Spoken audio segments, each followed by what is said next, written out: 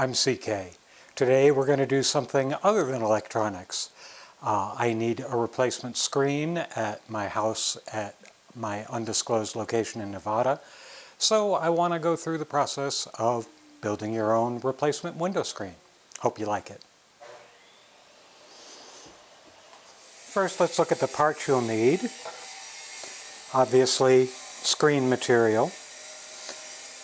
Then, screen spline. Screen spline is the rubber, vinyl, whatever it is, material that goes into the groove in the screen frame to keep the screen itself in place. Now, I'm choosing to use these 90-degree angle corners versus cutting miter cuts, 45-degree cuts on the frame and using a different type of connector. This, to me, is less error prone because you're making a straight cut versus trying to match all your 45-degree cuts. And of course, you need the screen frame material. All this is obtainable at any hardware store, small and mega. They all carry the materials. Next, we'll look at the tools you need. Most of them you probably already have. A hacksaw, a square so you can make 90-degree cuts, a measuring device of some type as long as it's long enough to measure the window you're trying to cover. It doesn't matter whether it's a tape measure, a ruler, or whatever. A file. Now, you can use a Dremel tool to replace the hacksaw and the file, of course, but I found that the frame material is soft aluminum, and it's more trouble for me to set up the Dremel tool and change bits and so on, so hacksaw and file worked fine for me. One tool you may not have is this roller, and I'll demonstrate that later. What this does is helps you push the splice material into the groove in the frame. You don't need it.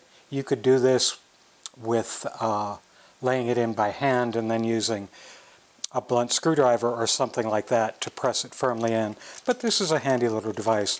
One thing I found at the hardware store where I bought the material, they had a package with screen material, the spline, and this all in one package. So that was handy. And that's all the tools you're going to need to do this. I'm sorry.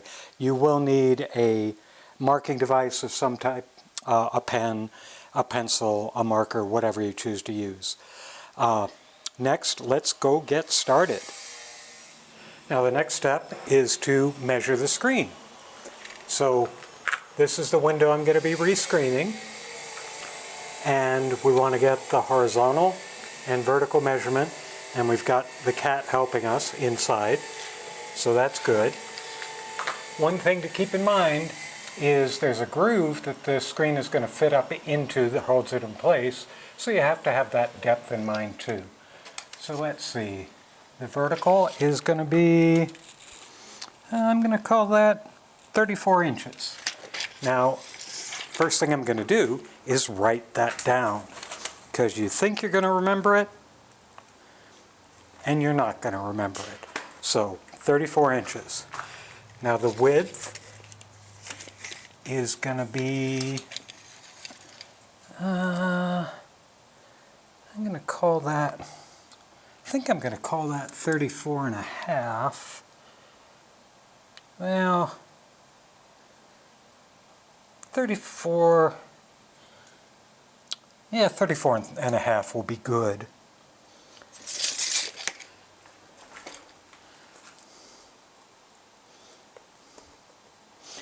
Now, the dimensions don't have to be precise. They don't have to be micrometer measured. There can be a little slop in the screen as it's in the window. However, you don't want enough slop that a strong breeze will knock it out. So try and get pretty close. Now, 34 and 34 and a half are the final measurement, but the frame itself when you use these corners, you have to factor in the size of the corner. And what the instructions on the back of the corner material say, subtract 1.5 inches per screen frame to allow for the corner piece. So 34 minus 1.5 equals 32.5. That's what we're going to cut to. And 34.5 minus 1, oops, hole in the workmate, 1.5 equals 33 inches. So that's easy enough. Just got to remember, you have to factor in the parts you're using.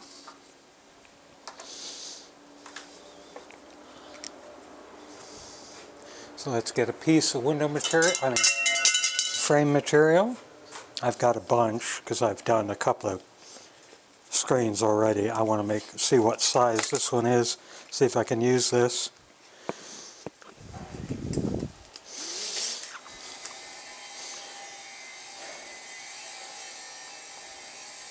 So that's 32.5. So I can use that. Actually, I don't know if you can see that. That's cut to exactly 33 inches already. So I don't have to do anything with that one. So that's one that I've already got. Let's see what this one is. I think this might also be 33.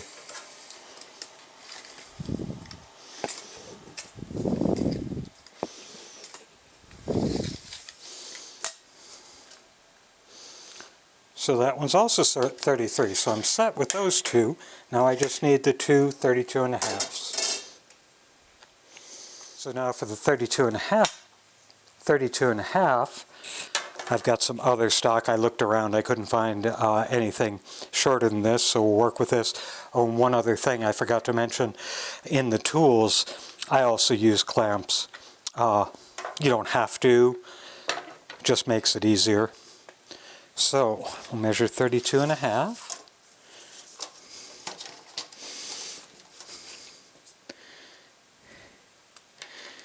And I'm using a red Sharpie because the contrast is really good on this brownish gray dun colored material.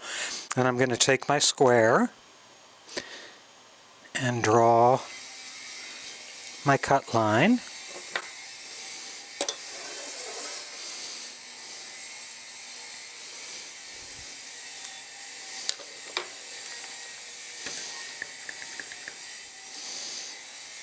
Now you have to be a little careful with this because these clamps can of course exert quite a bit of pressure, and this is just aluminum and it's hollow, so it can collapse on you if you're not careful.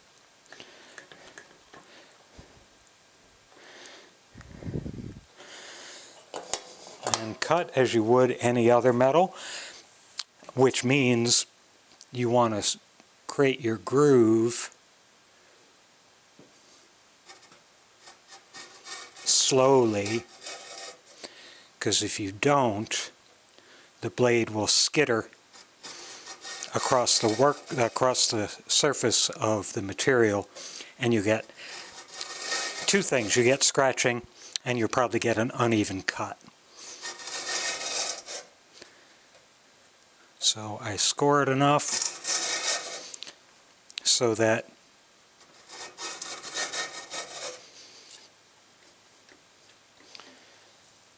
the groove is deep enough so that the hacksaw blade won't hop out of it. And now we can do regular cutting.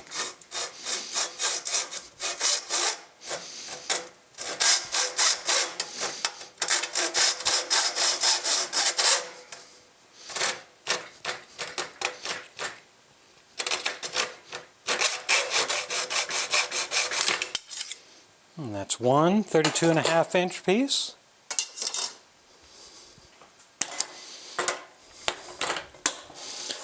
Let's measure the next one.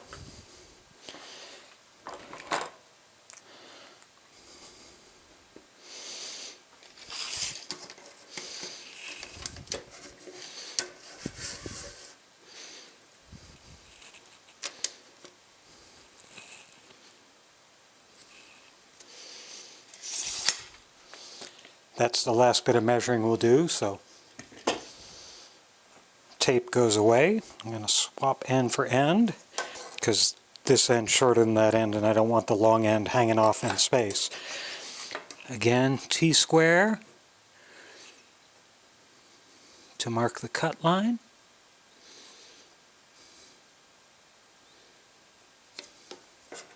Great. T-square and marking pencil are also done.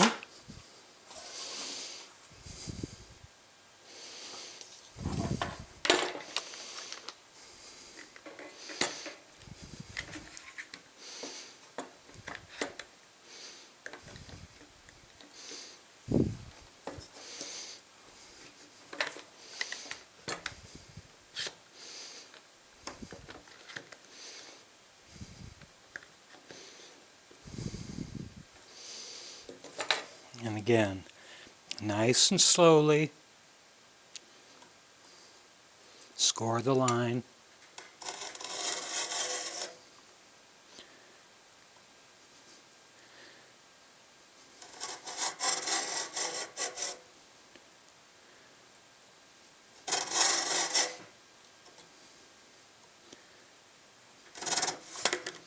And the clamp came loose, which happens.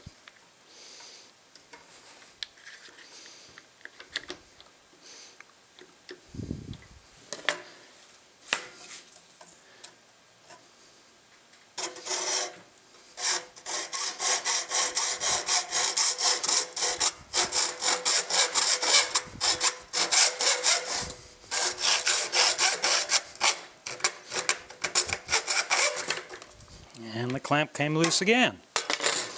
Again, because I'm not trying to clamp it super tightly, it walks a little bit.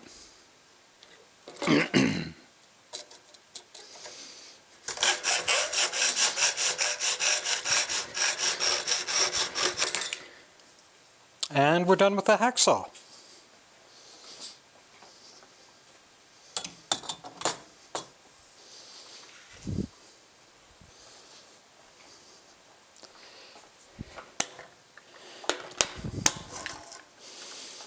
And done with the clamps.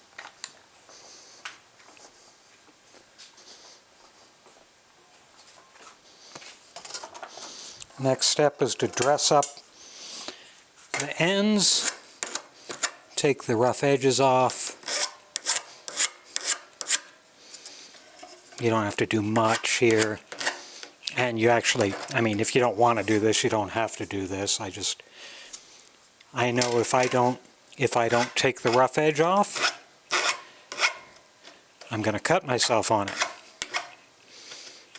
Okay, so that's one done.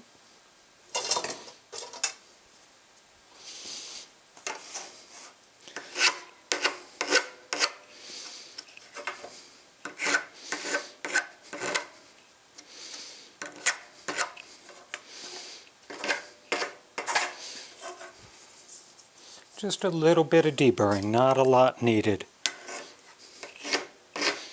That is, if you've got a good, sharp hacksaw blade. If you're working with an old hacksaw blade, you might get a little bit rougher. That was machine factory cut, so I don't have to dress that.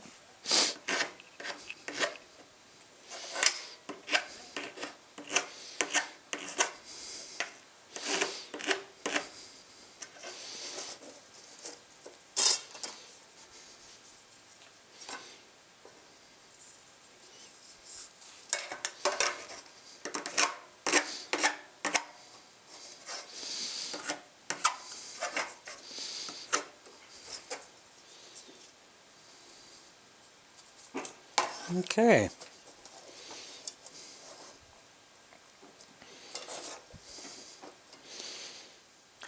Next step, we assemble the frames. And this is another, or this is an area where you can make the silly mistakes, because obviously you want to have two things you want to be careful of.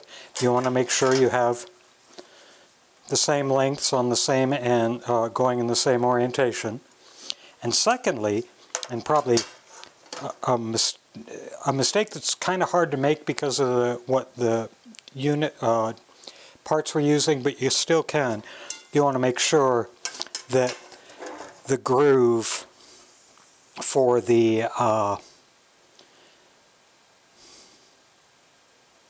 spline, the groove for the spline to hold the screen in is facing inwards. Oh, and another tool I forgot to mention, it's nice to use a rubber mallet to pound these end pieces in. It's not strictly necessary, you can push them in pretty well, but it's nice to use a mallet to get them secure. Now, I'm going to try and focus in on this.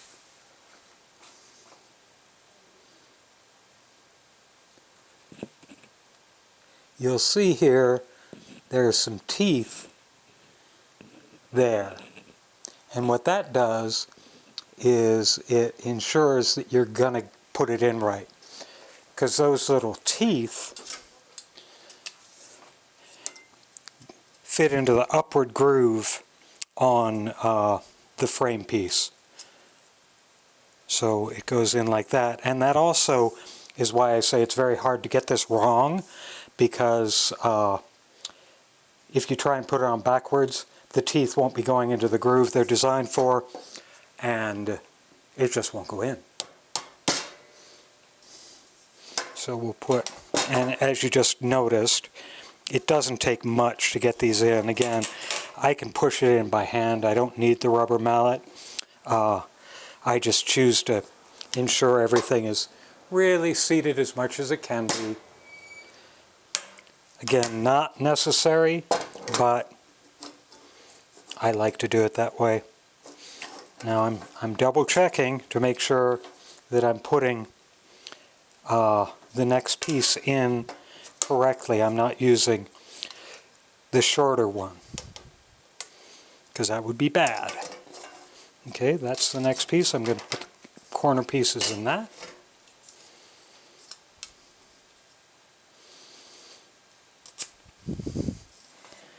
Slide them both in, and then I'll tap it to seat it with the rubber mallet.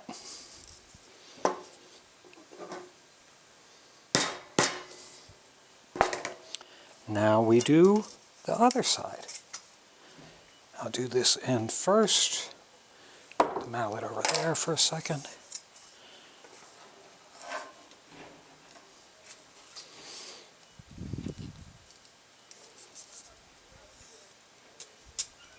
That one's a little more sticky, probably has some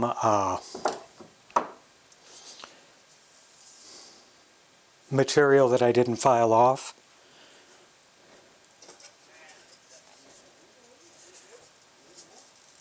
Now we'll get this one.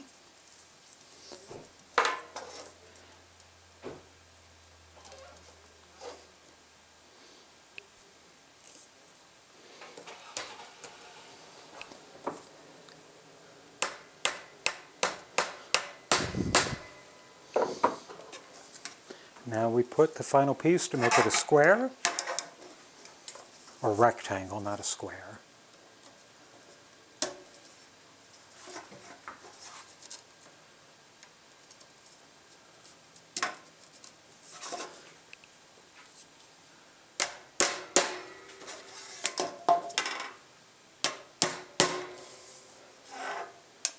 And just like that, we have a frame. Now what I'm going to do right now, I'm going to do it off camera, I'm going to go take this out and test fit the frame. Next step is to put the screen in. So this is too big to do on the workbench, so I've got a piece of cardboard, the box that my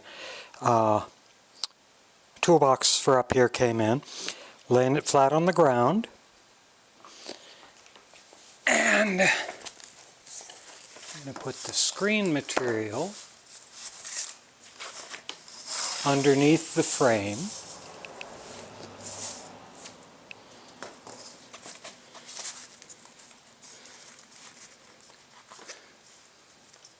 And square it up so that the horizontal warp of the screen is going horizontal to the frame, is parallel to the frame itself, just because that's neater. You don't have to do that, but your screen will look kind of funny if you don't.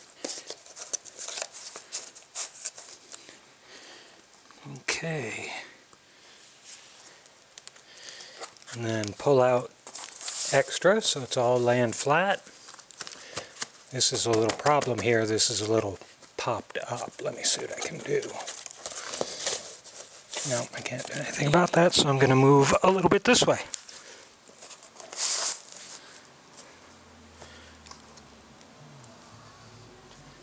So it all looks good.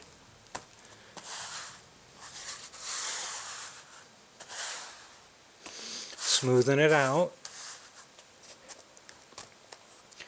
Now, on this end, I'm not going to trim that. I don't care. That sizing looks about right. I'm sorry, I'm checking the slop again. There we go. I don't care about that. And I'm going to leave about an inch all the way around, simply to give me some room to play with. Now, I'm going to be using this. This is another tool that I have. It's a cutting straight edge. I get it from a company. I get these from a company called Fast Cap, and they're specifically designed for cutting materials like this. They've got a padded grippy bottom. And the key thing that they have, which is really very smart, is you hold it back here with your fingers behind this barrier of aluminum, so you're not going to cut yourself. These are very, very good products. I like them quite a bit. I'll put a link in the description so you can order them if you want. I have 4 different sizes, 1 foot, 2 foot, 3 foot, and 4 foot, which is a bit of overkill, but I like to have as many as I can.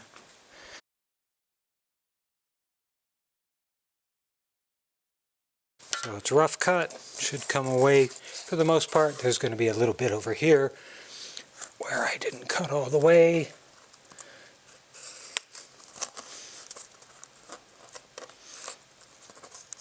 And be sure to use a sharp knife on this. The screen material, the thread, whatever you want to call it, is pretty tough. So you want a good sharp blade. And then there was a crease in the cardboard that didn't go through. Again, all the little stuff that happens when you're doing something like this. If you are a professional, then you probably have a much better way to do this, and also you've done it 100 times, so you know what you're doing. I'm not a professional.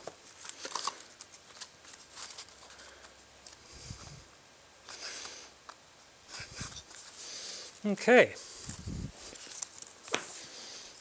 Oops. One more little cut. Okay, that's the extra material that we don't need.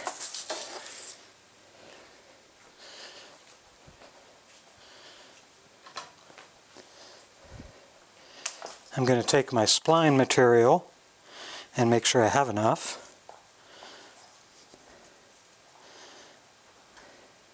And that it's untangled also.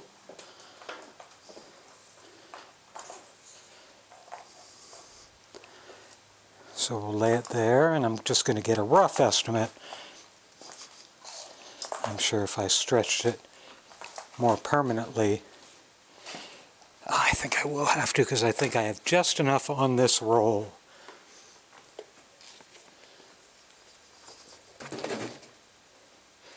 So I'm going to get something to weight that down and then do a more accurate measurement.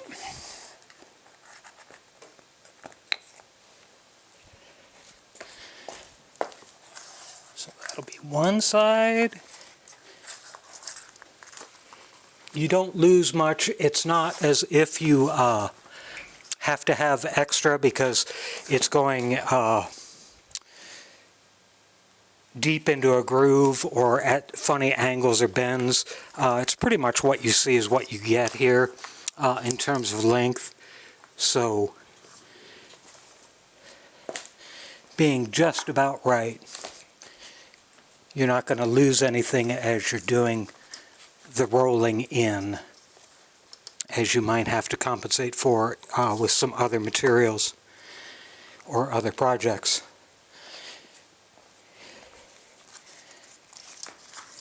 And it looks like I got plenty enough. So good. Now I'm going to get our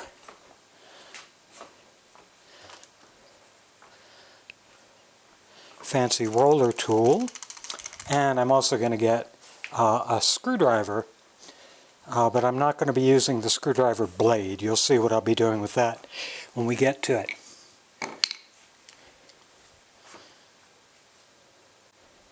Now I've zoomed the camera in a little bit for this next to start. So let me pull the screen material out from underneath.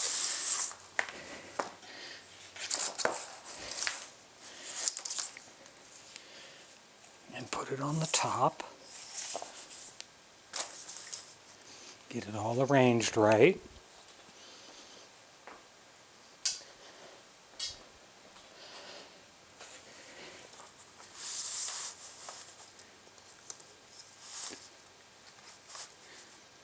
Again, an inch, inch and a half overlap is what I'm going with. You could probably do with less, but again, because I'm not an expert at this, I want to give myself plenty of wiggle room. Okay, so now we put our spline down here, get to the end of it. Now the corners are the only tough part of this. It's not really tough, it's the only fiddly part. So I'm going to push the spline in just with finger pressure, and I'm also putting a little tension on the screen material that way to make sure I don't get any ripples or sags. So I'm going to get this just about halfway in the groove, all the way up. We're to the corner, and now we take our handy-dandy roller tool and we'll press it the rest of the way in. A roller tool has two different widths, so you want to make sure you have the right width. As you can see, just rolls right along here, pushes the material, the spline in the slot, capturing the screen.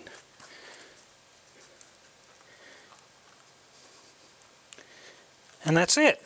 I mean, that's in very tightly. Now, this corner's up a little bit, and that's what I got the screwdriver for, to use the butt of the screwdriver to push that down into the groove. Let me go up and readjust the camera, and we'll do the other three sides.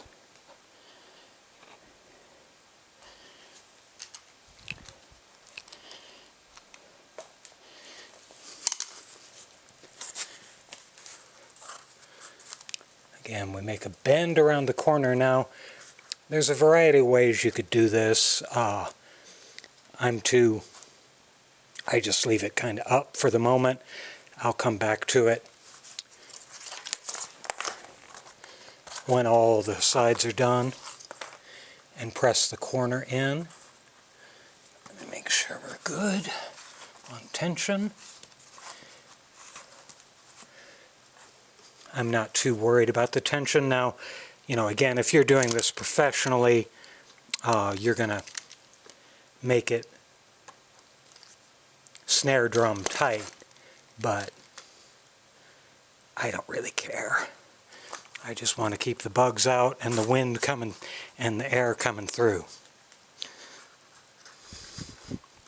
See how fast that goes? When you use the little roller wheel, it's really nice. And they're like $1.99. Or, as I mentioned before, this one came in the kit I bought. So it was just part of all of the stuff.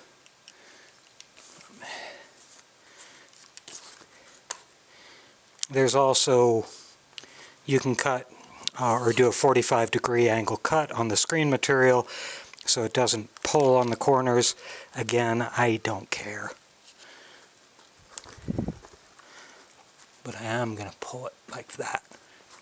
Pull the screen like that with my left hand as I run the roller with my right.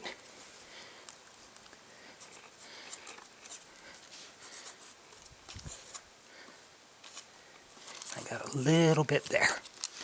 I had a little ripple there, so I just pulled. The spline came up a little bit, and I just roll it back down. That looks good. One final corner, or one final side.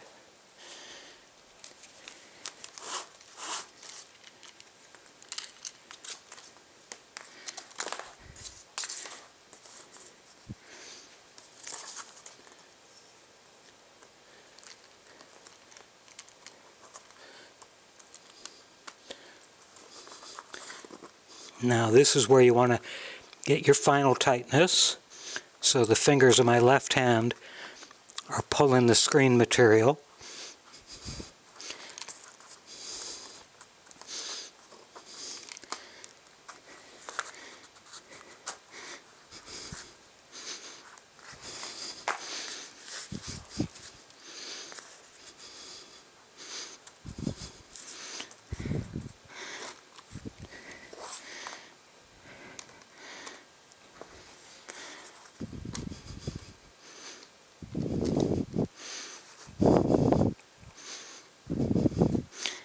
Roll it all the way to the end.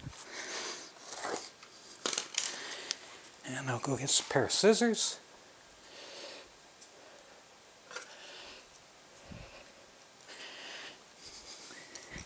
And snip the end of the spline.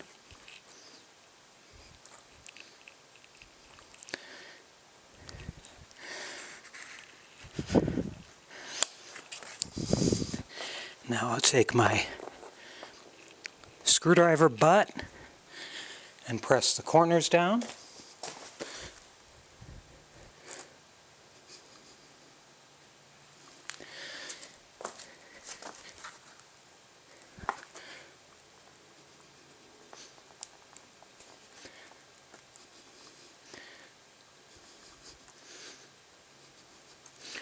Now you could choose to cut the spline and just have right angles in here, but I find this works fine. It's not much of a problem to get the corners down.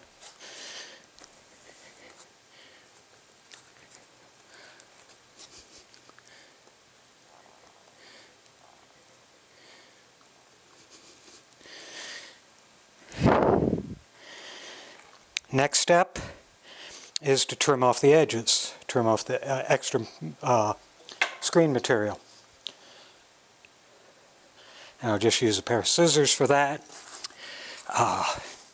And again, I don't care if this isn't all that clean. And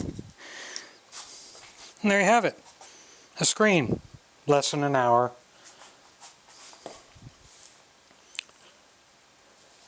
And that's how you make a replacement screen. I hope you enjoyed taking a look at this and saying, okay, that if CK can do it, I can do it, because in the end it's pretty simple. Thanks for watching. I completely forgot to show you it installed. So there it is. Now we got a nice screen on the window. Again, thanks for watching.